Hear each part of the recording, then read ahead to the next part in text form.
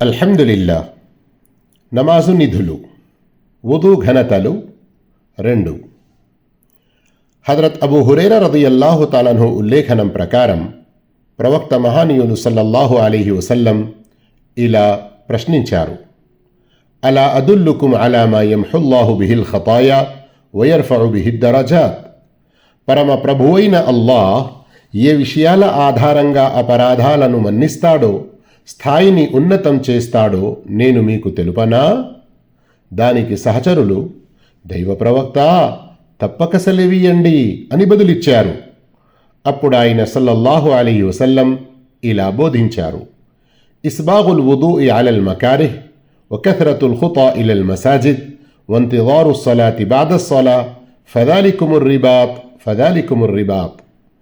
వాతావరణం, పరిస్థితులు అనుకూలంగా లేనప్పటికీ వుదు పూర్తిగా చెయ్యటం, మస్జిద్ వైపునకు అధికంగా అడుగులు వెయ్యడం, ఒక నమాజ్ తరువాత మరో నమాజ్ కొరకు నిరీక్షించడం, ఇది రిబాత్తో సమానం. సహీ ముస్లిం 251.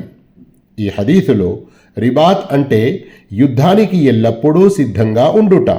అయితే నమాజు కొరకు ఎల్లప్పుడూ రెడీగా ఉన్నవాడు అల్లాహ్ ఆజ్ఞాపాలనలో, పుణ్యాలు సంపాదించడంలో సిద్ధంగా ఉన్నాడని భావం.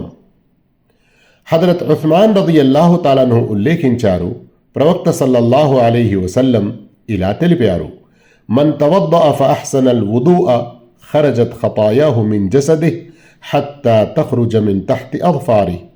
ఎవరు సక్రమంగా వుదూ చేస్తారో అతని శరీరం నుండి అతని పాపాలు దూరమైపోతాయి, చివరికి అతని గోళ్ళ నుండి వెళ్ళిపోతాయి. సహీ ముస్లిం 245.